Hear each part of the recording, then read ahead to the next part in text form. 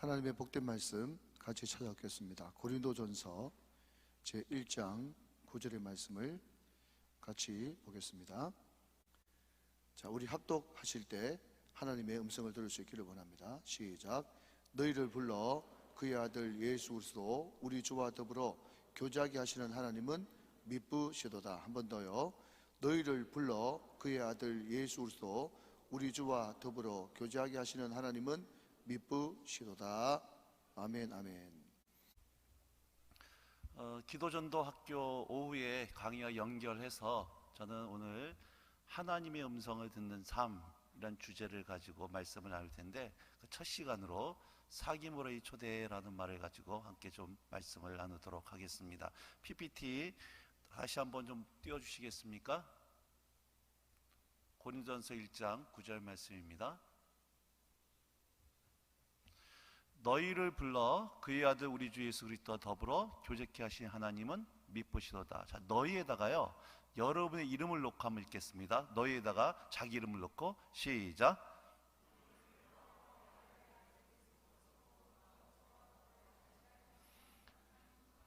자, 하나님이 여러분들을 부르셨습니까? 부르셨죠? 왜 부르셨어요? 뭐 하시려고? 그 컨닝한 거예요, 여러분 생각이에요? 지금 컨닝하신 거죠? 컨닝한 거 말고 내 생각이 중요해요. 하나님 나를 왜 불렀을까? 하나님 나를 왜 구원했을까? 자, 많은 한국 분들에게요, 하나님이 당신을 왜 부르셨습니까? 왜 구원하셨습니까? 물어보면요, 대부분 이런 답이 나옵니다. 하나님의 뜻을 이루어 가려고, 하나님께 영광 돌리는 삶을 살게 하기 위해서. 근데 이 모든 말을 종합하면은 무슨 뜻이냐? 하나님이 나를 써먹으시려고, 이거예요. 여러분, 하나님이 뭔가 부족하신 분이세요? 내가 좀 보태드려야 됩니까? 나왔으면 일이 안 돼요? 좋은 말 할 때 대답하세요. 제 큰아들 녀석이요, 어렸을 때부터 늘 이 컴퓨터를 좋아했습니다. 모든 애들이나 마찬가지겠지만, 그래서 늘 제가 컴퓨터를 작업을 하고 있으면 늘 저를 방해를 했어요. 4살 때쯤인가 기억이 나는데, 그날도 제가 서재에서 컴퓨터를 가지고 설교 준비를 하고 있는데, 이 녀석이 유치원을 갔다가 집에 왔습니다. 제가 컴퓨터를 만지고 있는 소리를 듣고 또 제 방으로 뛰어들어왔어요. 순간 좀 짜증이 나더라고요. 오늘 또 뭔가 방해가 되겠다 싶어서 아들한테, 아들아, 너 아빠 무릎 위에 왜 올라와? 물어보니까 이 녀석이 하는 얘기가요, 내가 아빠 도와주려고 그러더라고요. 한번 생각을 해보세요. 4살짜리가 저 설교 준비에도 도움이 될까 안 될까? 되겠어요 안 되겠어요? 안 되겠죠? 그럼 우리 주제 파악 좀 해보자는 얘기예요. 여러분들이 주님의 제자가 되어져서 뭔가 기도학교도 해서 주님 일을 하겠다라고 이렇게 굳은 결심을 하고 계시는데, 정직하게 말해서 여러분들이 하나님께 도움이 될까요? 또 존심스럽 또 얘기는 안 해요, 또 이게. 제 광주 가가지고 물어보니까 어떤 분이 그러더라고요. 그래도 조금은 되겠죠, 뭐 이러던데. 하나님 혼자 하려는 게 편합니까? 여러분 통해서 하는 게 편하겠어요? 하나님 혼자 하는 게 편해요. 여러분 통해서 일해봤자 여러분 범사에 삐치고 시험 들어요. 삐치고 시험 들고 삐치고 뭐 하든 뭔 말을 못해. 삐치는 게 은사고 시험 들기 특기야. 범사에 삐쳐요. 옆에 사람 보고 얘기 좀 해주세요. 어째 지금 네 얘기하는 것 같다 하면 얘기하셔야 돼요. 자, 그런데 하나님이 우리를 부르신 목적이 뭐냐는 거예요. 나를 왜 불렀냐는 거예요. 여러분, 우리를 써먹으시려고, 돈 필요하고 능력 필요하고 사람 필요해서 부르신 것이 아니라, 오늘 여러분 존재 자체가 하나님의 사귐의 대상이고 하나님의 부르심의 목적인 줄로 믿으시기 바랍니다. 내가 너를 사귀고 싶다는 거예요. 내가 너 사랑하고 싶다는 거예요. 대화하고 싶다는 거예요. 여러분, 하나님이 우리 앵벌이 시키는 하나님이 아닙니다. 뭔가 부족해서 우리 써먹으려고 부르신 것이 아니라 여러분 존재 자체가 목적이기 때문에 내가 너랑 불러서 사귀고 싶다. 그래서 너희를 불러 우리 주 예수 그리스도와 더불어 교제케 하신 하나님, 이것이 우리를 부르신 하나님의 1차적인 목적인 줄로 꼭 믿으시기 바랍니다. 출애굽기 29장 45절 보도록 할까요? 다음 PPT요. 출애굽기 29장입니다. PPT가 안 띄어지나요? 출애굽기 29장 45절, 46절입니다. 네, 예, 나옵니다. 자, 45절, 46절 같이 있습니다. 시작.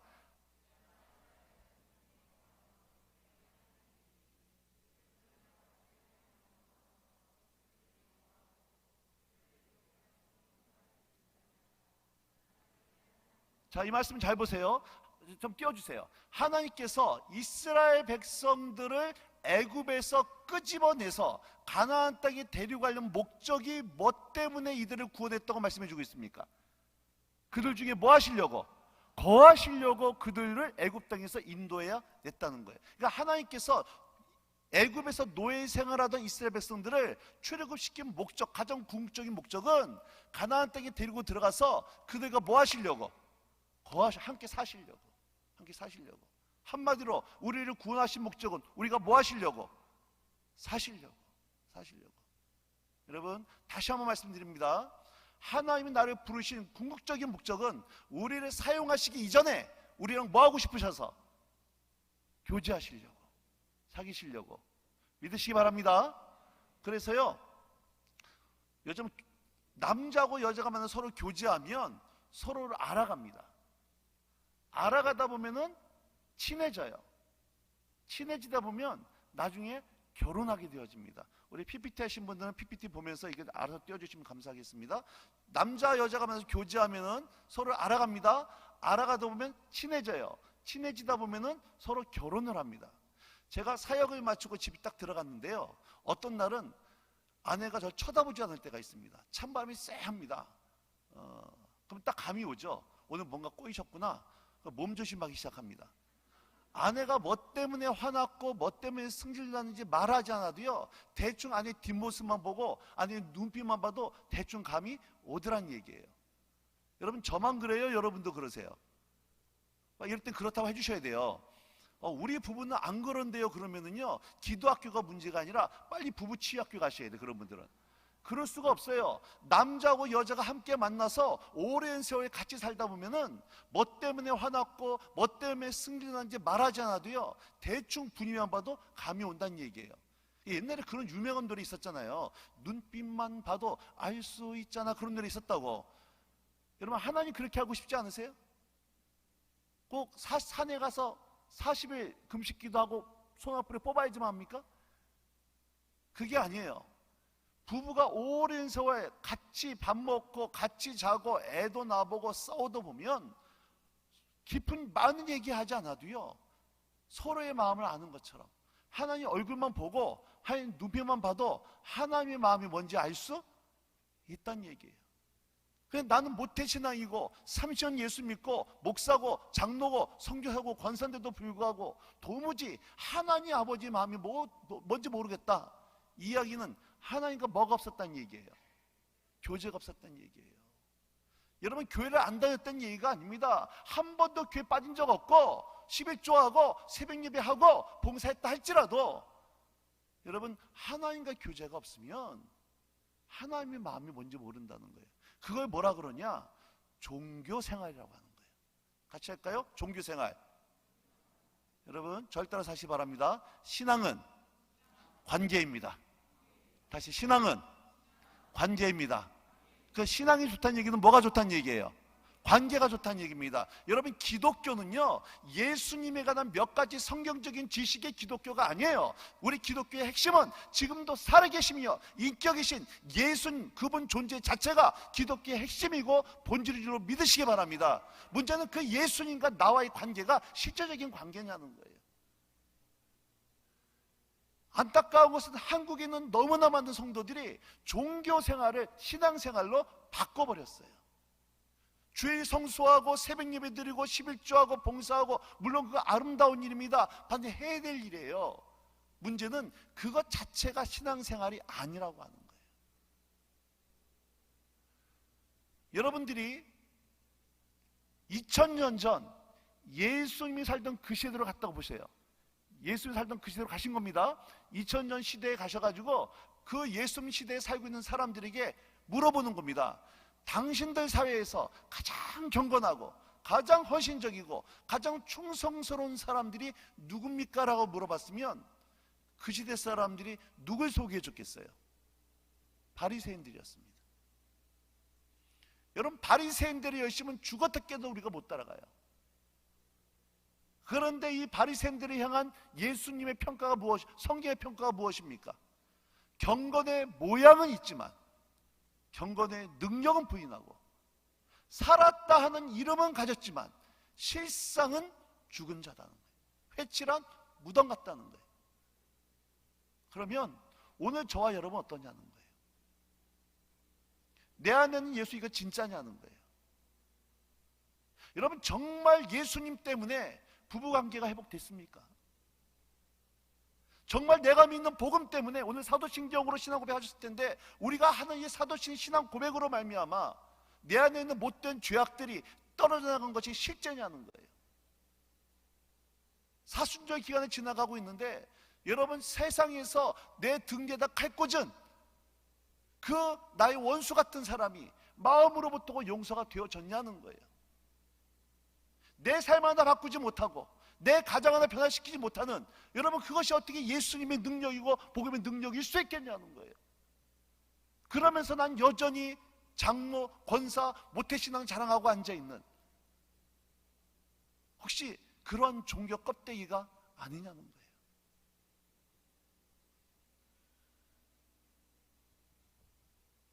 서해 바다에 꽃게 부부가 손잡고 마시를 나갔습니다. 신혼부부예요. 근데 안타깝게도 해피되면 이날따라 남편 꽃게는 중국 배에 붙잡혀 가버리고 아내 꽃게는 한국 배에 붙잡혀 가버렸어요. 자, 중국 배에 붙잡혀 갔으니까 무슨 산이에요? 중국산. 한국 배에 붙잡혀 갔으면 국산입니다. 가격 차이가 나요, 안 나요? 왜 날까요? 이게 신선도 차이입니다. 똑같은 장소, 똑같은 시간에 바다 위에 떠있는 국적만 틀린 배로 붙잡혔을 뿐이지만 중국산은 중국으로 들어갔다가 다시 한국으로 나오기 때문에 그만큼 신선도가 떨어져요. 오늘 그러면은 우리 우정교회 성도 여러분, 여러분들과 주님과의 영적인 관계의 신선도는 지금 어떠냐는 거예요. 갓 잡아올린 생선이요, 얼마나 힘이 좋은지 모릅니다. 펄떡펄떡 떠요. 근데 잡은 지 오래돼가지고 수족관 속에 오래 갇혀있는 생선들, 일단 메가리가 없어요. 먹어도 맛도 없어요. 주님과의 영적인 관계가 신선한 성도는요, 찬양의 힘이 있고 기도의 열정이 있고 여러분 하는 예배하는 임재가 있고 삶이 다이나믹하다는 얘기예요. 근데 예수 믿은 지는 오래됐는데 주님과의 영적인 관계의 유효기간이 이 상한 성도는요, 이게 기도하는 건지 중연부라는 건지 구분이 안 돼요. 여러분, 이 말씀을 통해서 자꾸 내 심령을 좀 살펴봐야 됩니다.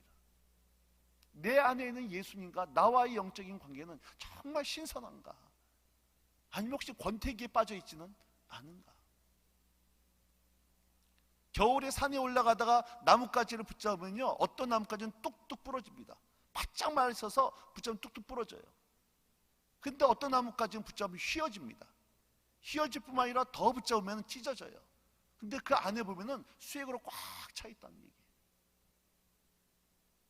그럼 좀 민망한 얘기지만 여러분, 이 기도 학교도 종교 행위가 될 수 있어요, 없어요? 있어요, 없어요? 있다는 얘기입니다. 예배 드리지만 주님과 관계없이 예배 행위만 하고 갈 수 있다는 얘기예요.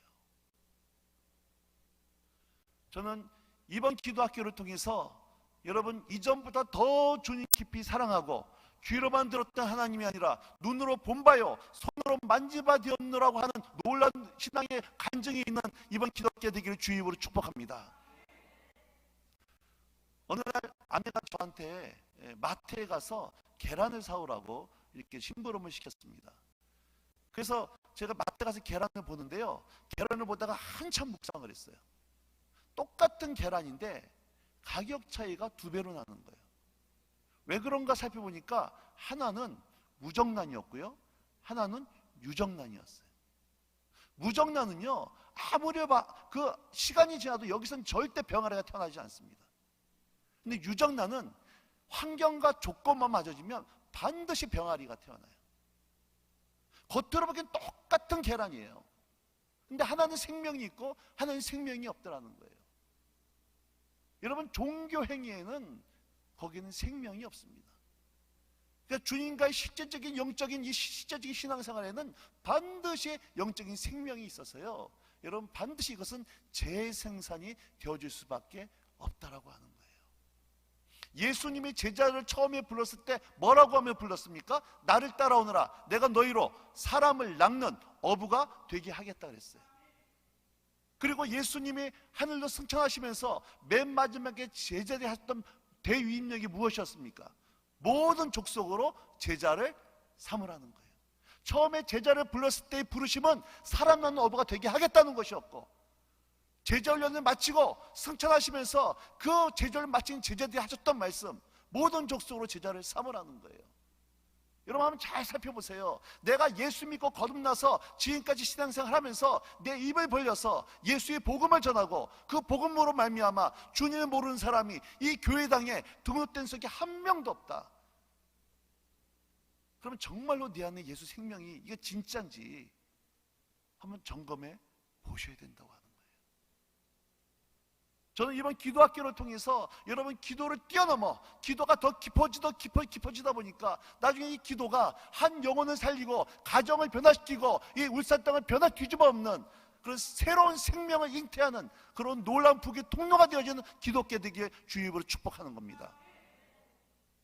자, 정리합니다. 주님 우리를 부르신 목적 왜 불렀어요? 교제하려고.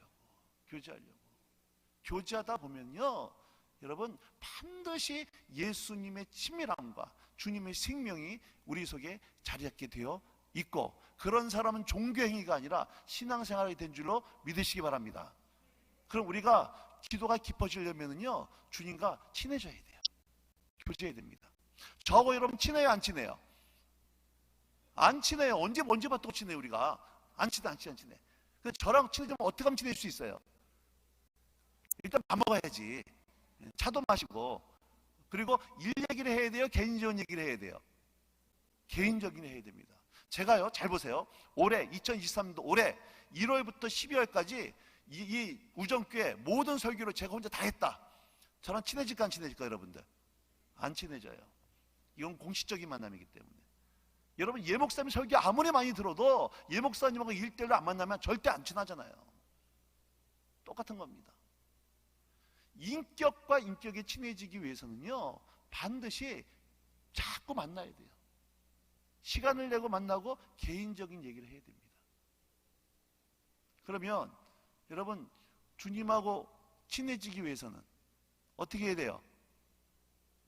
만나야 돼요. 만나야 됩니다. 만나기 위해서는 교제해야 되는데, 자, 지금부터 저랑 교제합시다. 저랑 교제하는 거예요.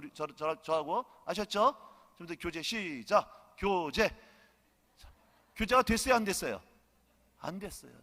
인격과 인격이, 저하고 여러분 교제하기 위해서는 교제하는 방법은 여러 가지예요. 차도 마시고 운동도 하고 산책도 하고 영화도 보고 다양한 방법으로 교제를 하지만, 반드시 인격과 인격이 교제하기 위해서는 반드시 뭘 주고받아야 되는 거예요?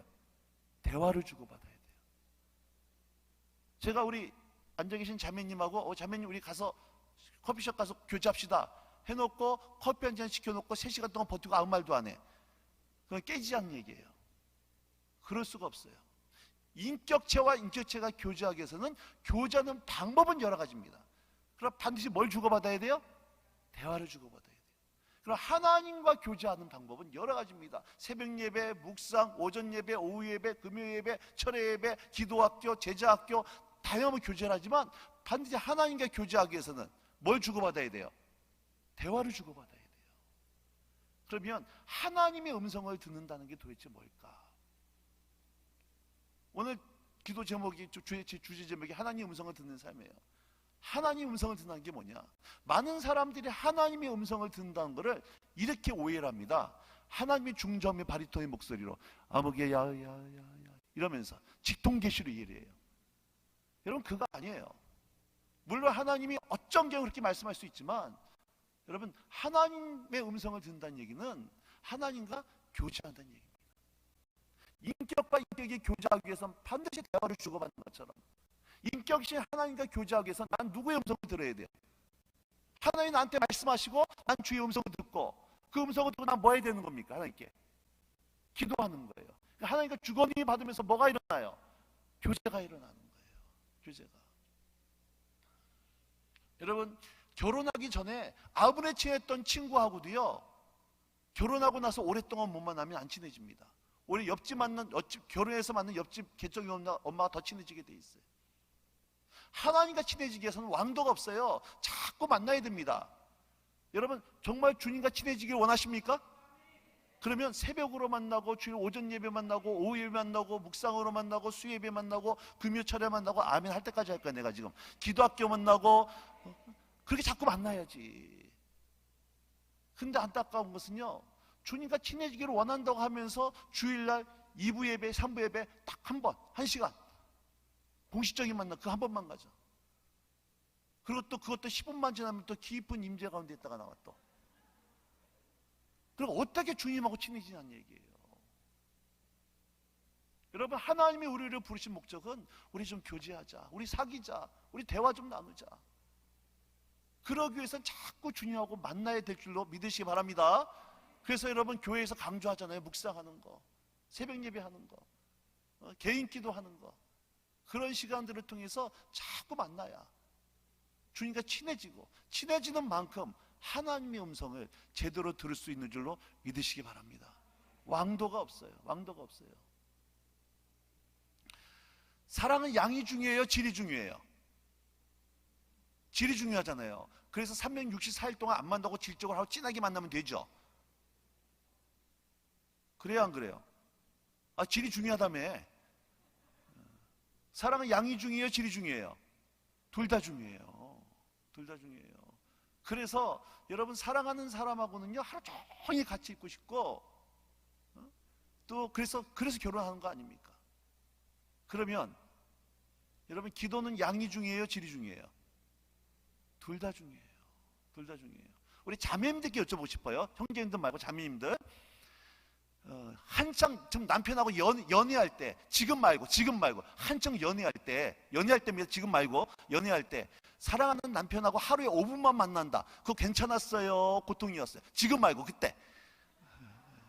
지금 얘기하지 마시고 한창 연애할 때, 그때 사랑하는 남편하고 하루에 5분만 만나야 됐다. 그거 괜찮았습니까? 고통이었습니까? 고통이었잖아요. 지금 뭐 상관없고, 지금은 상관없고. 하여튼 그때. 그때는 고통이었어요. 여러분, 근데 주님 사랑하시죠?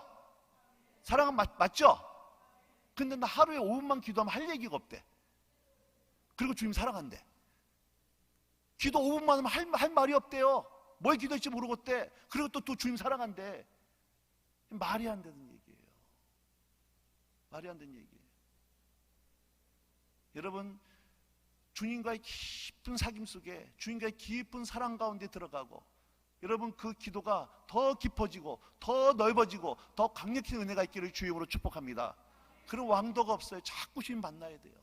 만나는 수밖에. 시간을 내서 대가를 지불하고 주님 만나서, 여러분, 교제하다 보면 누구의 음성이 들려요? 하나님의 음성이 들려요. 그래서 제가 이따 오후에는 어떻게 하나님 음성을 듣는지를 구체적으로 말씀드리겠는데, 그렇게 하기 위해서는요, 반드시 여러분 하나님과의 충분한 시간을 드려야 되는 겁니다. 그리고 오늘 마지막으로요, 주님과 이렇게 깊은 친밀함을 가졌던 한 사람을 좀 소개하면서 그 사람이 어떻게 그렇게 주님과의 친밀함 속에 살아갈 수 있었는지를 잠깐 살펴보고 오늘 오후 예배를 좀 마치고 싶습니다. 다니엘서 1장 8절입니다.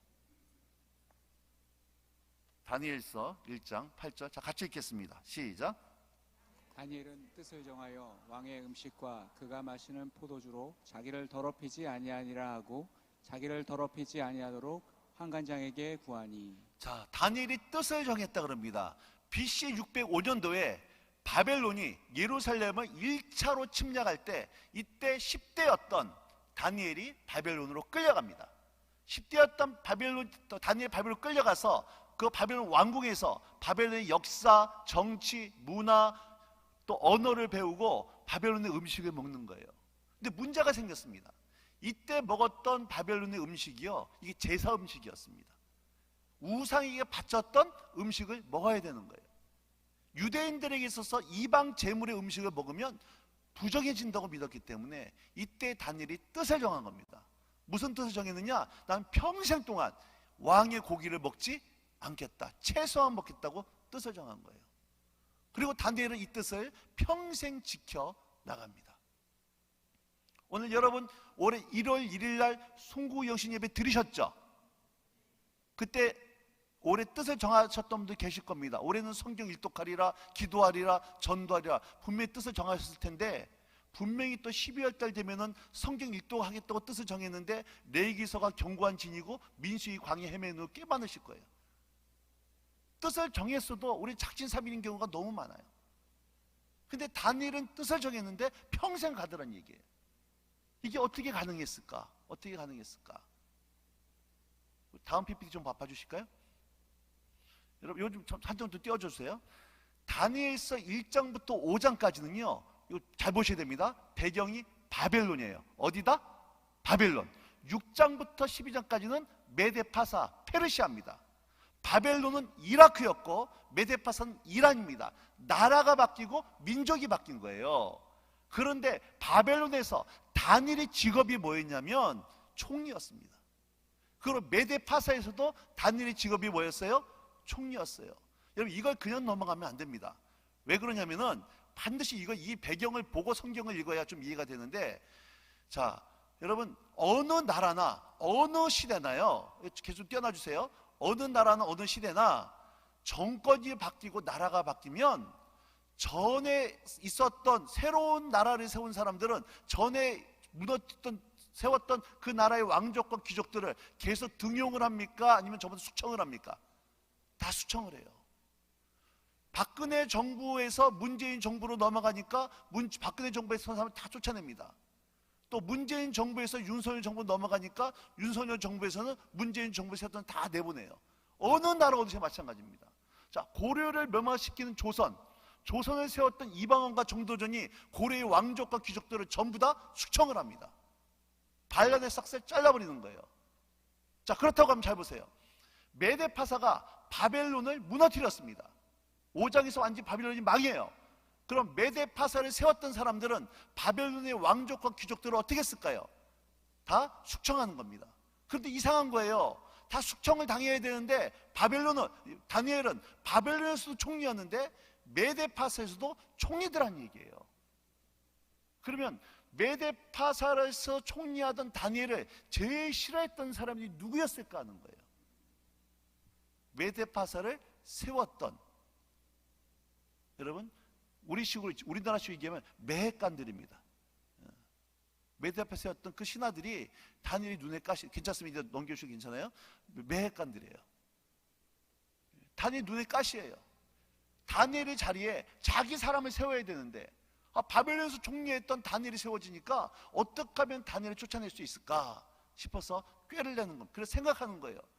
그 우리나라식으로 얘기하면 검찰, 경찰, 국세청, 감사원, 기무사 총 동원해가지고요 계좌 추적을 하는 거예요. 50억 받아먹은 것은 없는지, 표창장 위조한 것은 없는지, 부동산 투기한 것은 없는지 사주 뒤져보는데 뭐 하나 걸리는 게 없어요.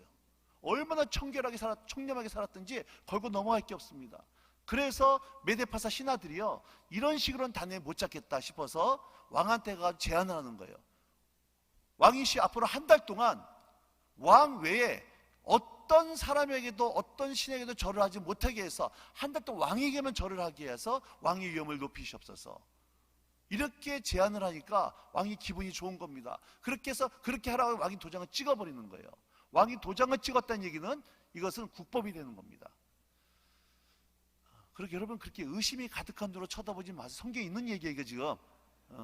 이게 되게 다니엘서 6장입니다. 자, 6장 10절 같이 읽겠습니다. 시작.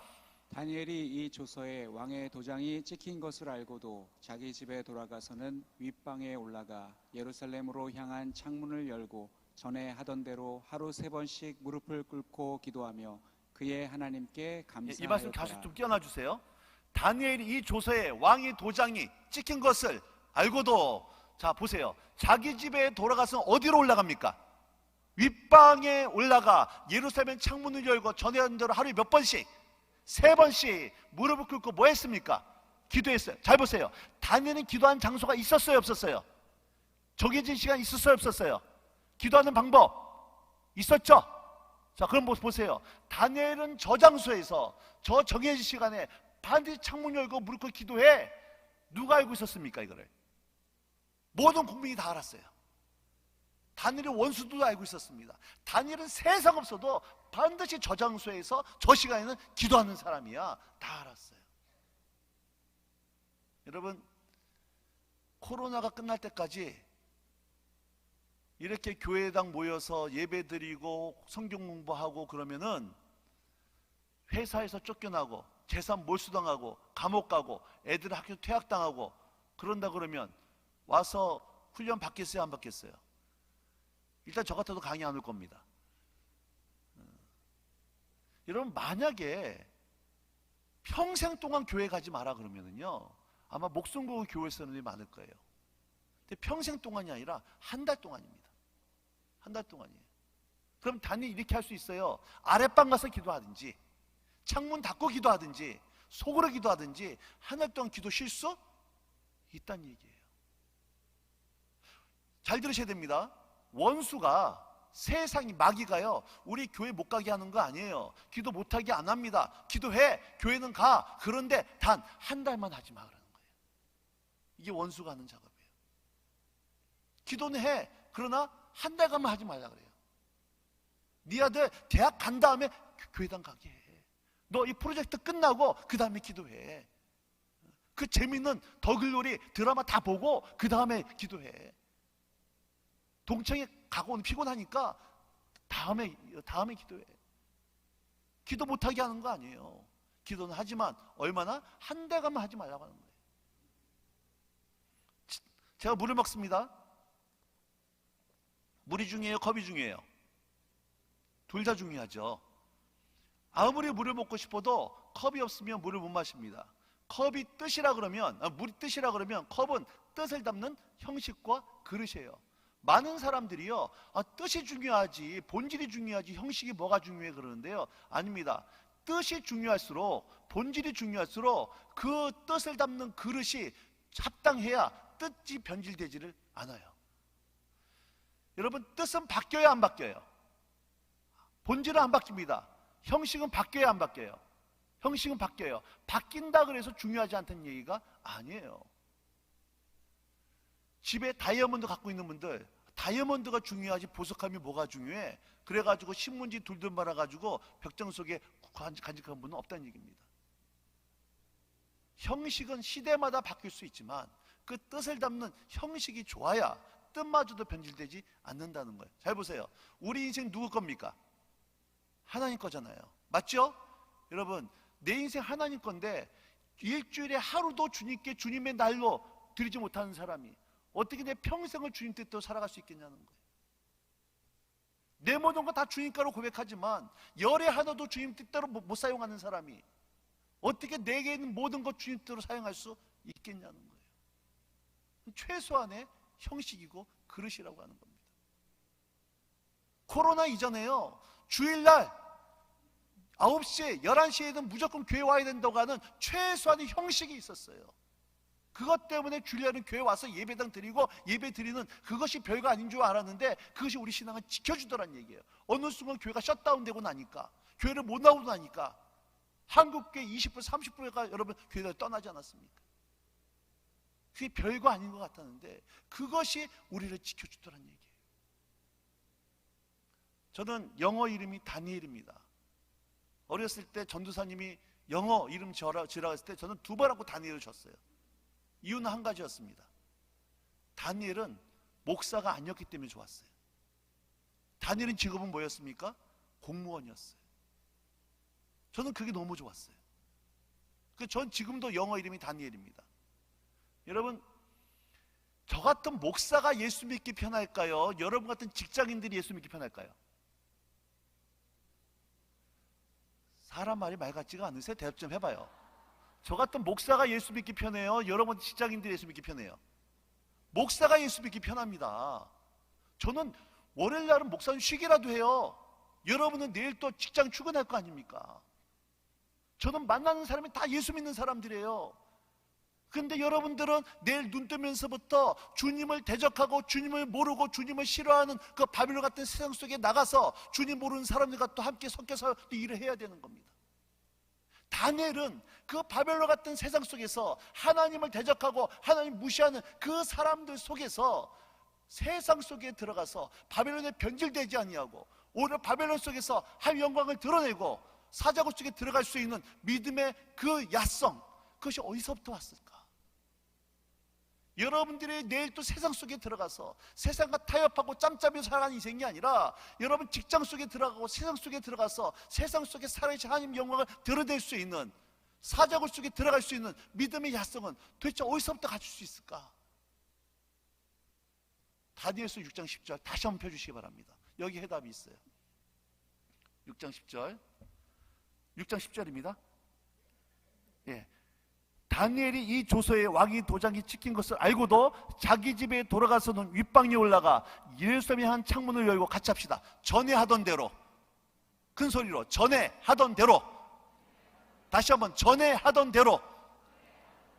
여러분, 다니엘은 기도하는 장소가 있었고 기도하는 시간이 있었고 기도하는 분량이 있었어요. 그 기도하는 장소, 기도하는 시간, 기도하는 분량은 다니엘이 정했습니까? 아니 하나님이 정해준 겁니까? 다니엘이 자기가 정했어요. 그 장소, 그 시간에 이 시간만 기도하는 것은 다니엘이 정했지만 그 시간의 장소에 나가서 기도할 때 그 시간에 하나님은 다니엘을 만나주시고 꿈의 해석 같은 능력을 주시고 세상을 맞짱 뜰 수 있는 믿음의 여러분 성령의 기름이 부은 줄 믿으시기 바랍니다. 그렇다면 물어보고 싶어요. 여러분 그 기도하는 그 장소가 있으십니까? 정해진 그 시간이 있으십니까?